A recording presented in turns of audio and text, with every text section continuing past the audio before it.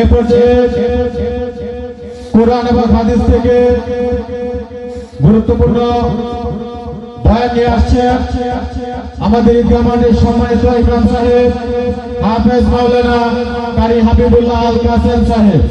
ওনাকে ওনার বক্তব্য পেশ করার জন্য বিনীতভাবে অনুরোধ করছি। আলহামদুলিল্লাহ ওয়া কাফা ওয়া সালামুন আলা ইবাদিহিল্লাযীনা ইসতাফা। أما بعد فأعوذ بالله من الشيطان الرجيم. بسم الله الرحمن الرحيم. يا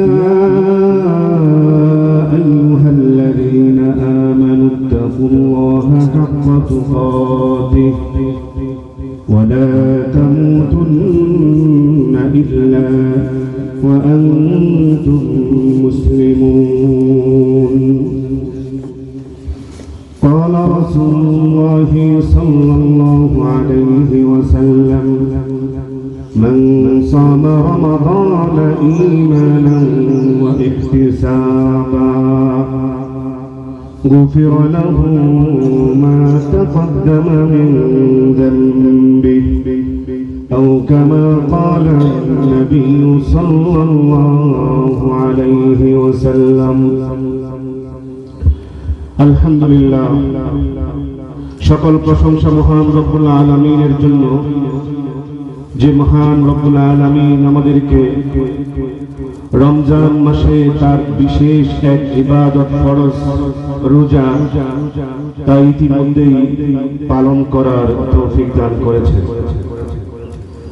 দীর্ঘ এক মাস সিয়াম সাধনার পর শাওয়াল মাসের প্রথম তারিখে আজ মুসলিম মিল্লাতের জন্য অনুষ্ঠিত হচ্ছে অনাবিল আনন্দের একটি দিন, যাকে বলা হয় ঈদুল ফিতর, রোজার ঈদ। খুশি ও আনন্দের মহিমান্বিত এই দিনটিতে আল্লাহ সুবহানাহু ওয়া তাআলা আমাদেরকে হায়াত দিয়েছেন, আমাদের জীবনকে প্রলম্বিত করে এই পর্যন্ত আসার তৌফিক দান করেছেন। এই জন্য আমরা অন্তরের অন্তঃস্থল থেকে শুকরিয়া আদায় করছি, আলহামদুলিল্লাহ। ঈদুল ফিতরের এই দিন অত্যন্ত তাৎপর্যপূর্ণ একটি দিন, কেননা এই দিনটিতে ঈদের 2 রাকাত ওয়াজিব নামাজ আদায়ের জন্য মানুষেরা দলে দলে ছুটে আসে ঈদগার ময়দানে। সেখানে ধনী গরিব ছোট বড় সবাই এক হয়ে মিশে যায়, একাকার হয়ে। ঠিক কিনা বলেন? এই যে কি আনন্দ, এই আনন্দ উপভোগ করার মতো তৌফিক আল্লাহ সুবহানাহু ওয়া তাআলা আমাদেরকে দান করেছেন। তাই ঈদের আনন্দঘন এই দিনে আমি হাবিবুল্লাহ আল কাসেম আজকে ঈদের নামাজের ইমাম হিসেবে আপনাদের সবাইকে জানাই ঈদ মুবারক। ঈদুকুম মুবারক, কুল্লু আম ওয়া আনতুম বিখাইর, তাকাব্বালাল্লাহু মিন্না ওয়া মিনকুম সালিহাল আ'মাল। অনাবিল শান্তির কোমল ছোঁয়ায় ভরে থাকুক আপনার আমার সোনালী স্বপ্নের জীবন। সে প্রত্যাশা করে আজ ঈদ সম্পর্কে গুরুত্বপূর্ণ কিছু আলোচনা আপনাদের সামনে পেশ করতে যাচ্ছি। ওমা তাওফীকি ইল্লা বিল্লাহ। যেহেতু ঈদের আলোচনা, তাই ঈদের সূচনা দিয়ে প্রথম কথা শুরু করছি। নাসাই শরীফের 1556 নম্বর হাদিস থেকে আমরা জানতে পারি, আনাস ইবনে মালিক রাদিয়াল্লাহু আনহু قال كان لأهل الجاهلية يومان في كل سنة يلعبون فيها। জাহিলি যুগে সাহাবায়ে কেরাম যারা ইসলামের আগের যে যুগটা ছিল, সেই যুগে তারা যুগ যুগ ধরে, বিশেষ করে মদিনাবাসীরা শরতের পূর্ণিমায় বিশেষ একটি দিন, বিশেষ একটি উৎসব, নাম তার নওরোজ। এবং বসন্তের পূর্ণিমায় আরো একটি উৎসব যার নাম হলো মেহেরজান। আরব দেশে এখনো সেই নওরোজ এবং মেহেরজানের প্রচলন কিছুটা হলেও আছে। এগুলো তারা পালন করত এবং এই দিনে তারা আনন্দ ফুর্তি করত, যা ইসলামের সাথে সাদৃশ্যপূর্ণ ছিল না।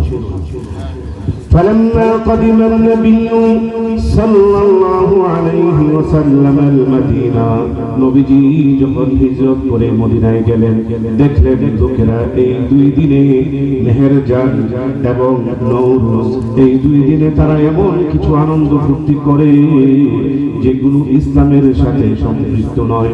قد أبدلكم الله بهما خيرا منهما يوم الفطر ويوم الأضحى।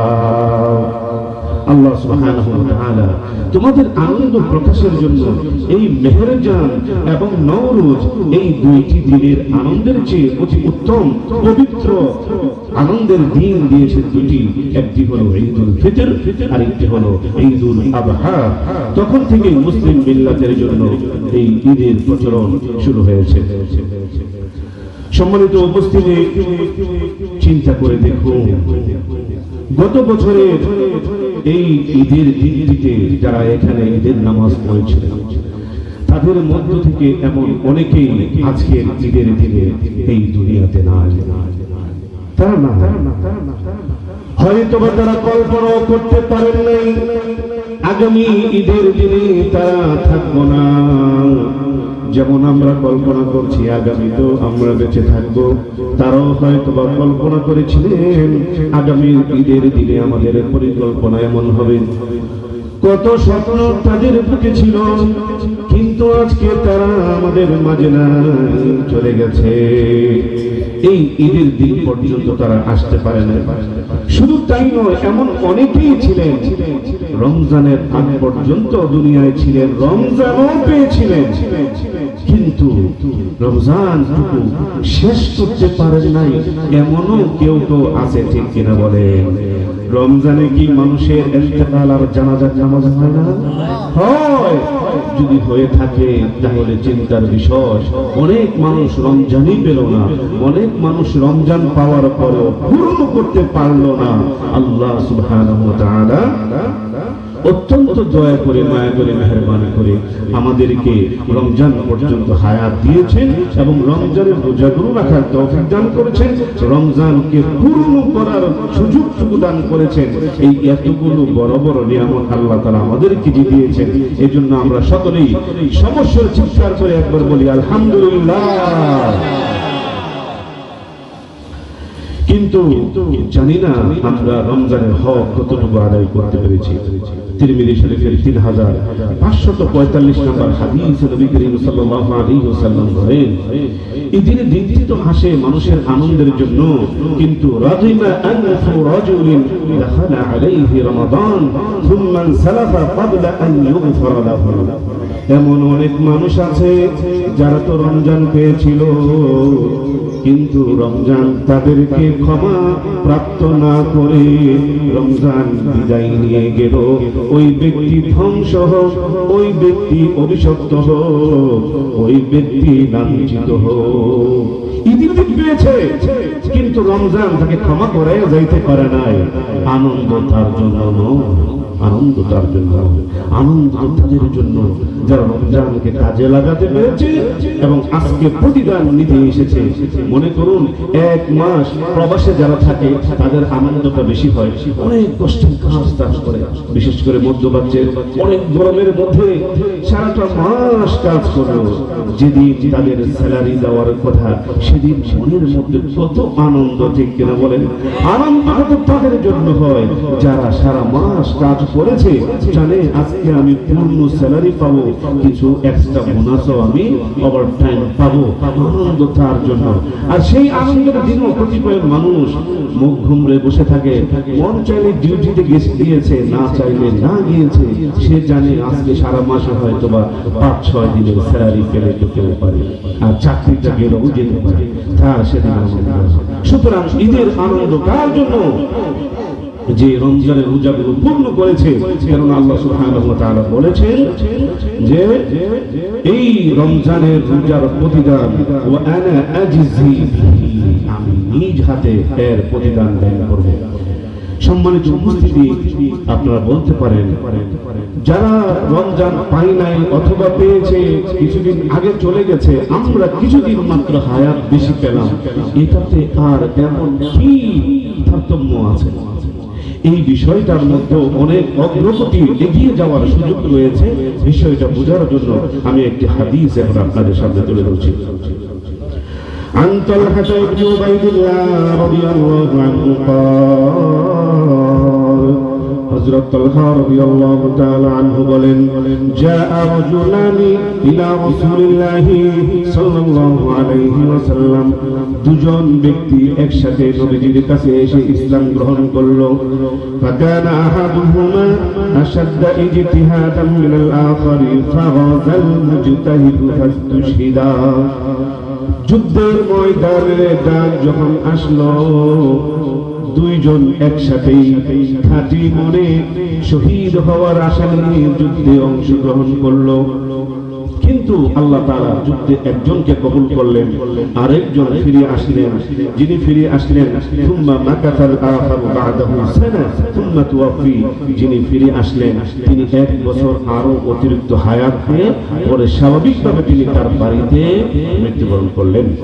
قال طلحة, হযরত তালহা রাদিয়াল্লাহু তাআলা আনহু বলেন ফারাআইতু ফিল মানামি ইনদা বাবিল জান্নাতি ফাইদা আনা বিহিমা, আমি একদিন স্বপ্নে দেখলাম আমি জান্নাতের দরজার কাছে দাঁড়িয়ে আছি, আমার পাশে সেই দুইজন ব্যক্তি যারা দুনিয়াতে একদিনে ইসলাম গ্রহণ করেছিল, একই দিনে যুদ্ধে অংশগ্রহণ করেছিল, একজন শহীদ হয়েছে, আরেকজন 1 বছর পর স্বাভাবিক মৃত্যুবরণ করেছে। তারা সেখানে দাঁড়ানো, তার মধ্য থেকে আল্লাহ সুবহানাহু ওয়া তাআলা প্রথমে ডাক দিলেন ওই ব্যক্তিকে জান্নাতে প্রবেশের জন্য যিনি 1 বছর পরে মৃত্যুবরণ করেছিলেন। যিনি 1 বছর পরে ইন্তেকাল করলেন তিনি আগে জান্নাতে যাওয়ার অনুমতি পেলেন, যিনি 1 বছর আগে শহীদ হলেন তিনি পরে জান্নাতে যাওয়ার সুযোগ পেলেন। বিষয়টা আসলে অবাক করা বিষয়, তার কাছে খটকা লেগে গেল, তিনি বিস্মিত হলেন ব্যাপারটাকে। যিনি শহীদ হলেন তিনি আগে জান্নাতে যাবেন এটাই তো স্বাভাবিক, কিন্তু তাকে পরে যাওয়ার অনুমতি কেন দেওয়া হলো? আল্লাহ সুবহানাহু ওয়া তাআলা শহীদদের ব্যাপারে এত বেশি আয়াত নাযিল করেছেন, নবীজিও এত বেশি হাদিস বর্ণনা করেছেন। সূরা বাকারার 154 নং আয়াতে আল্লাহ তাআলা বলেন ওয়ালা তাকুলু লিমান ইউকতালু ফি সাবিলিল্লাহি আমওয়াত, যারা দুনিয়ায় জিহাদ করে শহীদ হয়েছে তাদেরকে তোমরা মৃত বলো না, বরং ওয়ালাকিন লা তাশউরুন, তারা যে মৃত না জীবিত এটা তোমরা বুঝতে পারছো না। অপর আয়াতে সূরা আলে ইমরানের 169 নং আয়াতে আল্লাহ তাআলা বলেন বাল আহইয়াউন ইনদা রাব্বিহিম ইউরযাকুন, শুধু তারা জীবিত তাই না, বরং মানুষেরা দুনিয়াতে যেভাবে রিজিক পায় এই শহীদেরা মৃত্যুর পরেও জীবিত থেকে আল্লাহর কাছে তারা রিজিক প্রাপ্ত হয়ে থাকে। সুবহানাল্লাহ। এত এত যেখানে ফজিলতের কথা বলা হয়েছে, আর নবীজির একটি হাদিস যেখানে তিনি বলেছেন قال رسول الله صلى الله عليه وسلم الشهداء 4 فذلك الذي يرفع الناس إليه أبصارهم يوم القيامة هكذا فرفع رأسه حتى سقطت قلنسوته। নবীজি একদিন সাহাবাদেরকে নিয়ে আলোচনা করতে লাগলেন, শহীদদের মর্যাদা বুঝাতে গিয়ে তিনি বললেন কিয়ামতের ময়দানে শহীদের মর্যাদা এত বেশি হবে, এত বেশি হবে, এত বেশি হবে, এইভাবে তিনি বোঝাতে লাগলেন। বুঝাতে বুঝাতে বুঝাতে বুঝাতে হাত এবং মাথা এত পিছনে করলেন যে তার মাথা থেকে হাদিসে বলা হয়েছে হাত্তা সাকাতাত কলানসুয়াতুহু, তার মাথা থেকে টুপি পর্যন্ত পড়ে গেল, এত মর্যাদা বুঝাতে লাগলেন। এই হাদিস থেকে আমরা আরেকটা বিষয় বুঝতে পারি, নবীজি সাল্লাল্লাহু আলাইহি ওয়াসাল্লাম মাথাতে টুপি পরতেন, মাঝে মধ্যে তিনি পাগড়িও পরতেন ঈদের দিনগুলোতে, বিশেষ দিনগুলোতে। এটা বলা মূল উদ্দেশ্য না, উদ্দেশ্য হলো আয়াত থেকে জানতে পারি শহীদরা জীবিত অনেক মর্যাদাবান, হাদিস থেকে জানতে পারি কিয়ামতের ময়দানে শহীদের মর্যাদা দেখতে গিয়ে মানুষেরা এত উপরে তাকাবে যে মাথা টুপি পর্যন্ত পড়ে গেছে নবীজি বুঝাতে গিয়ে। এত মর্যাদা থাকার পরেও শহীদ কেন ওই ব্যক্তির পরে জান্নাতে গেলেন? এই প্রশ্নটা যদি আপনাদের বুঝে এসে থাকে তাহলে আমরা বাকি আলোচনা করবো। আসুন একবার ঈদের দিনে তাকবীরটা আমরা আগে বলি, আল্লাহু আকবার, আল্লাহু আকবার, লা ইলাহা ইল্লাল্লাহু, আল্লাহু আকবার পড়তে থাকেন, ওয়ালিল্লাহিল হামদ। ঈদের দিনে যারা রাস্তায় আসলেন ঈদের নামাজ পড়ার জন্য, রাস্তায় আপনারা তাকবীর দিতে দিতে আসবেন, কেননা বলা হয়েছে ওয়ালি তুকমিলুল ইদ্দা ওয়ালি তুকাব্বিরুল্লাহ। ঈদের দিন মানুষেরা রমজানের রোজাকে শেষ করার পর তাকবীর দিতে দিতে তারা আল্লাহর হেদায়েতের দিকে আসে। সুতরাং আমরাও যারা রাস্তায় আসছি আমরা তাকবীর বলতে বলতে আসবো, এটাও ঈদের দিনের আগমনের একটা সুন্নাহ। তো বলছিলাম ওই প্রশ্নটা যখন নাকি সাহাবীর মনে আসলো, তিনি নবীজিকে জিজ্ঞেস করলেন, ইয়া রাসূলুল্লাহ, আমি তো এমন স্বপ্ন দেখেছি, এই স্বপ্ন দেখে আমার বুঝে আসছে না কেন শহীদ পরে জান্নাতে গেল। নবীজি বললেন, ও আমার সাহাবীরা শোনো, আলাইসা কাদ মাকাসা হাদা বাদাহু সানা, ওই সাহাবী কি শহীদের পরে 1 বছর জীবিত ছিল নাকি? বলল হ্যাঁ। যদি থেকে থাকে ওয়াকাদ আদরাকা রমাদান, সে তো 1 বছরের রমজান পেয়েছিল, রোজা রেখেছে, ওয়াসাল্লা কাযা ওয়া কাযা, অনেক অনেক নামাজ পড়েছে, তাহাজ্জুদ পড়েছে, নফল পড়েছে, কোরআন তেলাওয়াত করেছে কিনা? বলো হ্যাঁ। যেহেতু এই সময়ের মধ্যে এই সকল আমল করার সুযোগ পেয়েছে, এই সুযোগই তাকে আগে জান্নাতে যাওয়ার সুযোগ তৈরি করে দিয়েছে। বলেন না সুবহানাল্লাহ। শহীদ সে জান্নাতে পড়ে গেল 1 বছর সাধারণ জীবন পাওয়ার পর, সে আগে জান্নাতে গেল। সুতরাং আমরা এখান থেকে পরিষ্কারভাবে বুঝতে পারলাম হায়াত বেশি পাওয়া এবং সেটাকে ইবাদত বন্দেগীতে কাজে লাগাতে পারা অনেক বড় নিয়ামত। ঠিক আছে কিনা বলে? ওই হাদিস থেকে আমরা পরিষ্কার জানতে পারি, কেননা আমরা এই হায়াত পেয়েছি বলেই আজকে ঈদের নামাজে আসতে পেরেছি। হায়াত আছে বলেই আমরা এখনো নামাজ রোজা করতে পারছি। হায়াত আছে বলেই আমরা আমাদের জীবনের সমস্ত গুনাহের জন্য আল্লাহর কাছে চাইলে তওবা করতে পারি, তওবা করতে পারি। তওবা করে আমরা আমাদের জীবনের গুনাহ খাতাগুলো ক্ষমা করানোর সুযোগ পেতে পারি। হায়াতটা যেদিন শেষ, সেদিন আপনি আমি চাইলেও আর পারবো না। বহু মানুষ তো মৃত্যুর পর আল্লাহর কাছে বলবে যে ওয়ালাই ইউআখিরুল্লাহু নাফসান ইযা জাআ আজালুহা, হে আল্লাহ আপনি আমাকে আর একটুখানি সময় যদি দিতেন, ফাআসাদদাকা ওয়া আকুন মিনাস সালিহিন, আমি আমার জীবনের সমস্ত ধন সম্পদ সবকিছু আমি আপনার পথে ব্যয় করে দিতাম, আমি নেককার বান্দা হয়ে যেতাম, সব কিছু ছেড়ে দিয়ে আপনার ইবাদত বন্দেগীতে মশগুল থাকতাম। কিন্তু আল্লাহ তাআলা বলেন, লা ইযা জাআ আজালুহুম, যখন তোমার হায়াত শেষ হয়ে যাবে, 1 মুহূর্ত আগেও হবে না, পিছানো হবে না। সুতরাং যেহেতু জানো না তোমার সময় কোথায় গিয়ে শেষ হবে, সুতরাং যতটুকু সময় তুমি পাইলা এটাই অফুরন্ত নিয়ামত মনে করে এটাকে কাজে লাগানো হলো বুদ্ধিমানের কাজ। কিয়ামতের ময়দানে আল্লাহ সুবহানাহু ওয়া তাআলা মানুষদেরকে বিশাল ময়দানের মধ্যে সমস্ত মানুষ সমবেত করে সেদিন তিনি তার পায়ের নূরের গোছাটা এভাবে খুলে দিবেন। সূরাতুল কলমের 42 নং আয়াতে বলেন, ইয়াউমা ইউকশাফু আন সাকিন ওয়া ইউদআউনা ইলাস সুজুদ ফালা ইস্তাতিউন। বিশাল ময়দান, দুনিয়ার সমস্ত মানুষ সেখানে সমবেত। আল্লাহ তাআলা তার নূরের গোছাটা খুলে দিয়ে বলবে, ও আমার বান্দারা আসো, আমাকে এবার একটা সিজদা করো। আজকে আমি তোমাকে সরাসরি লাইভ একটি সিজদা আমাকে একসাথে সবাই করো। ওয়ায়ুদাউনা ইলাস সুজুদ ফালা ইয়াস্তাতিউন। মানুষ সেদিন খুশিতে আত্মহারা হয়ে সিজদায় লুটিয়ে পড়বে, কিন্তু কতিপয় মানুষেরা চেষ্টা করবে সিজদায় লুটিয়ে পড়ার জন্য। তাদের পিঠ কাঠের মতো, কাঠের লৌহ দণ্ডের মতো সোজা হয়ে থাকবে, রুকু দিতে পারবে না, সিজদা তারা করতে পারবে না। কেননা দুনিয়াতে তারা এগুলো এজন্য প্রিয় মুসলিম কিরাম, দুনিয়ায় যতদিন বেঁচে আছি ততদিনই নিজের জীবনকে কাজে লাগানোর উপযুক্ত সময়। হাদিসের মধ্যে বলা হয়েছে, আল কাইয়িসু মান দানা নাফসাহু ওয়া আমিলা লিমা বা'দাল মাউত। বুদ্ধিমান তো সেই ব্যক্তি যে তার হায়াতের সময়টাকে কাজে লাগালো। এই দীর্ঘ আলোচনার মূল উদ্দেশ্য কি জানেন? মূল উদ্দেশ্য হলো, এটা হলো প্রতিদান দানের দিন। এই প্রতিদানের দিন আল্লাহ সুবহানাহু ওয়া তাআলা ফেরেশতাদের সাথে গর্ব করে ডেকে বলে, ও আমার ফেরেশতারা, বলো তো দেখি, যে কর্মচারী তার ডিউটি যথাযথ শেষ করলো তার প্রতিদানটা কি হওয়া উচিত? ফেরেশতারা তখন বলবেন, আল্লাহ, যারা তাদের ডিউটি সম্পন্ন করেছে তাদের যথাযথ প্রতিদান প্রদান করাই হলো এটা উপযুক্ত প্রতিদান। তখন আল্লাহ তাআলা বলবেন, আজকে আমি গর্ব করি ওই সমস্ত মানুষদের জন্য যারা নাকি রমজান পেয়েছে এবং রমজানের রোজাগুলো যথাযথ রেখেছে। আমি বলেছিলাম যে রোজা রাখবে, আমি নিজে তার প্রতিদান হয়ে যাব অথবা নিজে তার প্রতিদান দিব। আজকে আমার বান্দারা এই তাকবীর বলতে বলতে ঈদগাহের ময়দানে আসছে আনন্দ ভাগাভাগি করার জন্য, প্রতিদান নেওয়ার জন্য। আজকে আমি তাদেরকে কি করব জানো?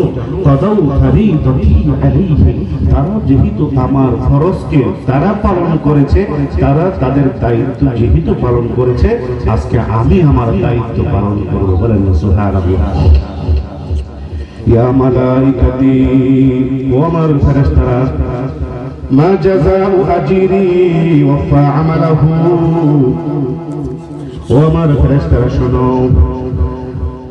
قضوا فريضتي عليهم ثم خرجوا يعجون الى الدعاء। দোয়া করতে করতে তারা ঈদগাহে যেহেতু এসেছে, وعزتي وجلالي وكرمي وارتفاع مكاني لأجيبنهم, আমি তিনটি জিনিসের কসম করে বলছি, আজকে আমি তাদেরকে ক্ষমা করে দিব।